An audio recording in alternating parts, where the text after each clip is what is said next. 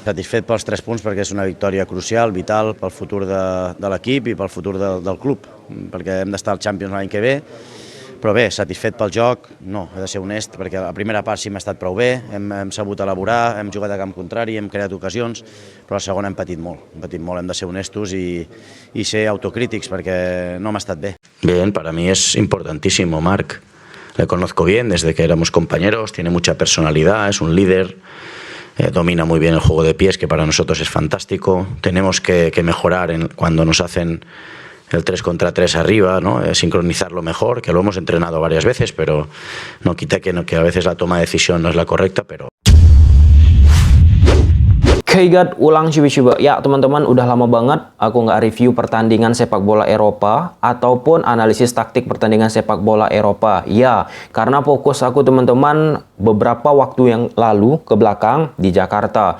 Hotel menuju Jakarta International Stadium. Dari Jakarta International Stadium balik lagi ke hotel. Dari hotel balik lagi ke Jakarta International Stadium. Ngapain? Ya, menonton ataupun menyaksikan beberapa pertandingan dari International Youth Championship. Kebetulan ada kesempatan untuk bisa hadir di stadion baru dengan kapasitas 82.000 yang ada di Jakarta. Pada akhirnya Barcelona U18 berhasil memenangkan turnamen tersebut dengan mengalahkan Atletico Madrid U18 dengan skor 1-0.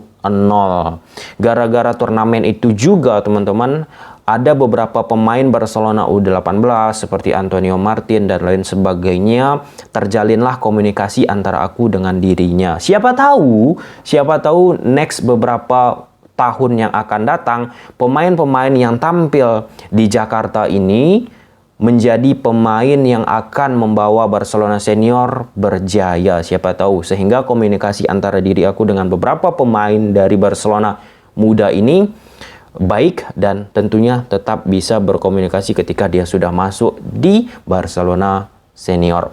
Oke, kita kembali ke review pertandingan.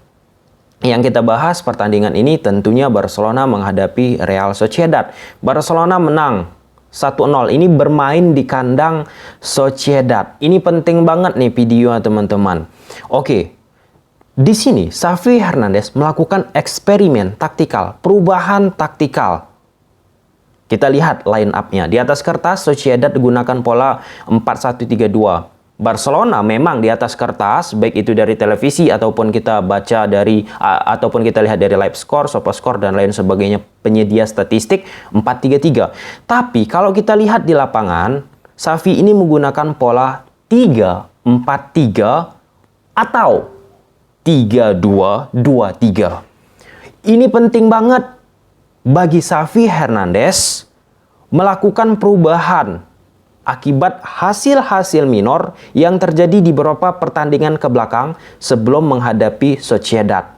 Ada sebab, ada reaksi. Ini penting.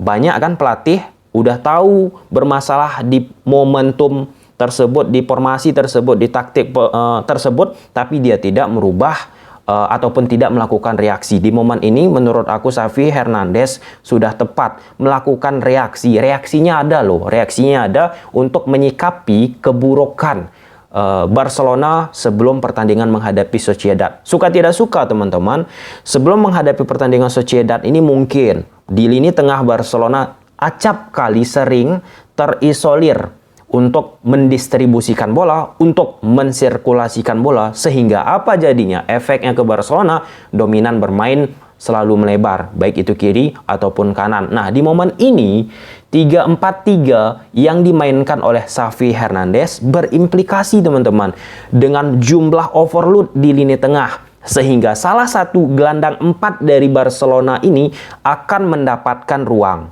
Kenapa akan mendapatkan ruang? Coba lihat aja pola yang digunakan oleh Sociedad. 4-1-3-2. Oke, 4-1-3-2. 4 pemain Barcelona menghadapi 3 kurang lebih pemain Barcelona yang ada di lini tengah dari Sociedad. Ataupun setidaknya 4. Buatlah 4 lawan 4. Pun pada akhirnya Frenkie de Jong sering mendapatkan space ataupun Gavi mendapatkan space, beberapa kali dia mendapatkan peluang tapi sayangnya Gavi tendangannya tidak sempurna, ataupun dengan ditariknya Dani Alves untuk masuk ke tengah, itu menjadi bargaining point bagi pemain Barcelona untuk menguasai lini tengah, sehingga apa? Sehingga tidak terjadi seperti menghadapi tim-tim sebelum menghadapi Sociedad ini. Pentingnya di situ. Ada perubahan yang dilakukan Xavi. Tidak pakem terus-menerus 2-3-5. Coba cek ke belakang teman-teman, 2-3-5 sering sekali shape attacking digunakan oleh Xavi. Di momen ini diubah oleh Xavi menjadi 3-4-3 atau 3-2-2-3. Ini penting. Ada sebab, ada reaksi.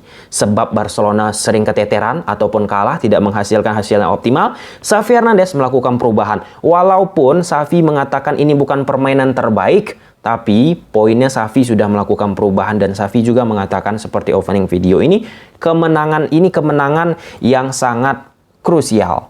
Oke ya teman-teman ya. Nah, di pertandingan ini memang kita akui di atas kertas ya teman-teman, di babak kedua khususnya Sociedad lebih bermain sangat agresif. Walaupun di awal-awal pertandingan di babak satu memang mereka juga agresif melakukan press, tetapi nggak begitu membahayakan banget.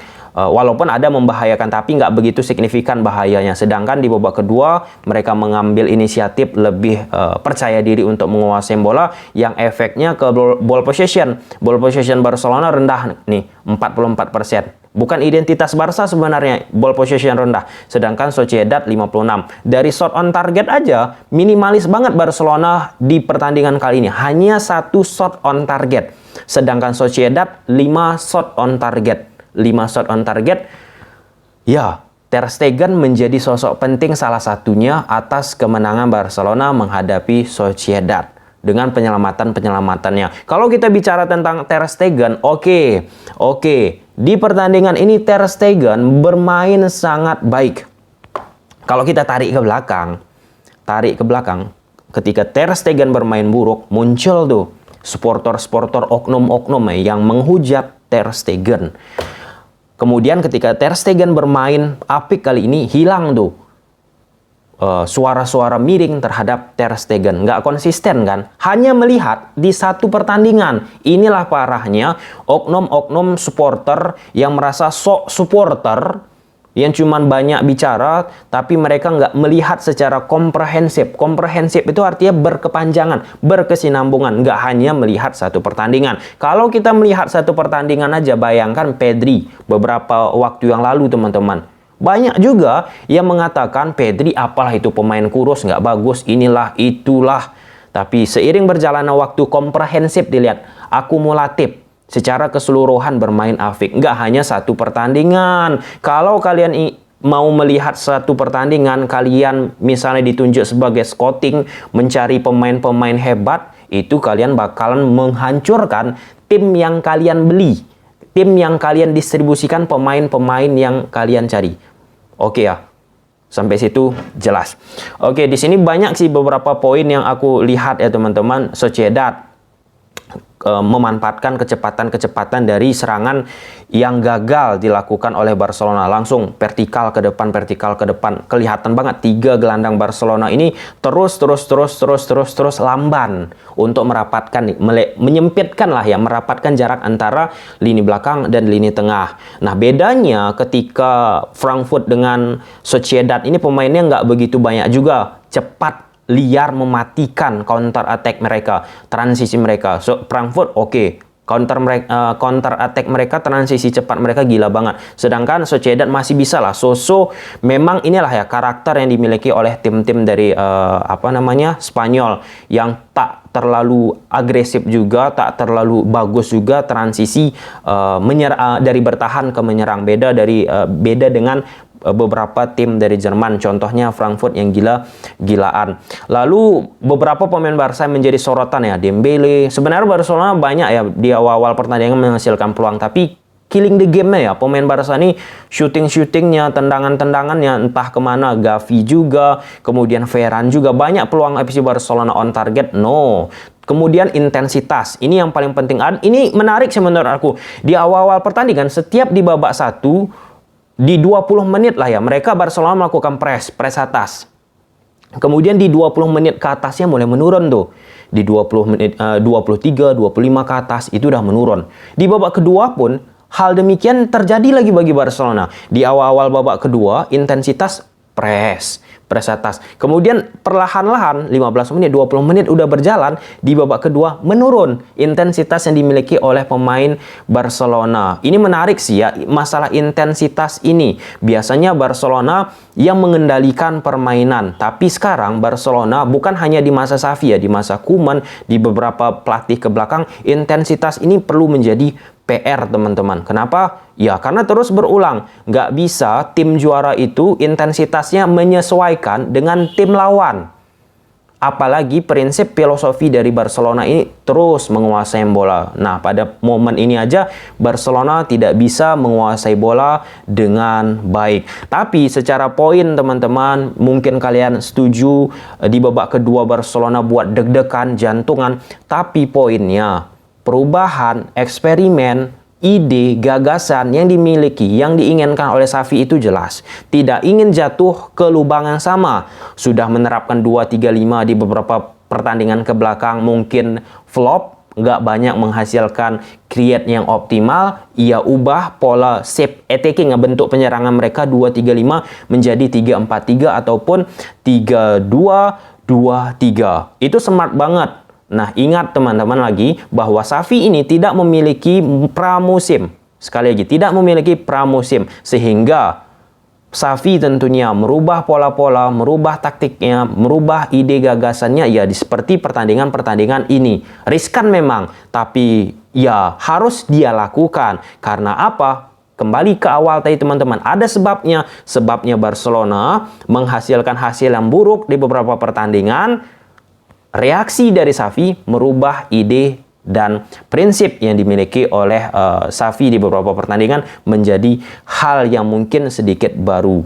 Walaupun beberapa pertandingan ada konsep seperti ini digunakan Xavi, tapi kalau dia gunakan lagi nggak begitu masalah. Kemudian ada lagi Ferran, dikritik habis-habisan, kenapa Ferran dimainkan. Ini ya seperti apa ya? Ya, kalau menurut aku ya, Ferran itu jago mencari ruang, pergerakan-pergerakannya, holding the ball-nya, cara menahan bolanya, kemudian pergerakan menusuknya ya ke dalam, cutting inside, kemudian bisa memancing lawan, kemudian bisa menarik lawan, sehingga pemain-pemain Barcelona lainnya bisa memanfaatkan ketika ia melakukan pergerakan. Selanjutnya ada salah satu yang menarik aku rasa, yang mungkin bisa aku kritik lah ini ya, kritik teman-teman. Kritik bukan berarti menjelek-jelekkan ya, itu memasukkan Luuk de Jong. Ini nggak habis pikir sih aku. Kenapa? Luuk de Jong Xavi ganti dengan Aubameyang di babak kedua, menit 82. Yang dimana Barcelona pada saat itu ya bisa kita bilang dapat tekanan yang cukup intens dari Sociedad. Ingat, Luuk de Jong ini akan berhasil dimainkan ketika lawan menerapkan blok rendah. Blok rendah dalam arti ya lawan bermain defense, Barca memanfaatkan bola-bola udara. Nah, sedangkan ini Barcelona bermain low block, bertahan zonal marking, dihajar, dicecar habis-habisan oleh Sociedad. Tentunya efek dari dimasukkan Luuk de Jong ini akan tidak terlihat. Yang dimana Sociedad sedang dominasinya tinggi-tingginya, Barca sedang bermain bertahannya. Yang harusnya Barcelona tetap memainkan Auba ataupun pemain-pemain yang cepat seperti Adama, teman-teman. Itulah ya, karena prinsipnya ini Luuk de Jong ini akan lebih baik ketika menghadapi blok rendah. Karena Barcelona banyak dapat space di middle third, di daerah tengah, sehingga bisa melakukan crossing daripada ketimbang sedang diserang-serang. Kemudian nggak bisa Barcelona pada akhirnya memanfaatkan counter attack karena Luuk de Jong sifatnya bermain lebih lebih tidak memanfaatkan lari. Sama halnya teman-teman kalau kita bicara tentang perubahan prinsip taktik ini seperti yang diterapkan Rangnick, walaupun nggak sukses tapi Rangnick menerapkan reaksi di MU dari 4-2-2-2 nggak bisa dimainkan oleh MU, ia ubah menjadi 4-2-3-1. Kemudian nggak bisa juga pada saat menghadapi Liverpool, ia ubah lagi formasi dengan 3 back ya teman-teman di atas kertas. Itu sudah itulah ya yang itu yang harus memang dimiliki oleh pelatih, memiliki reaksi ketika klub sedang tidak baik-baik saja. Oke, sampai sini aja videonya. Bye.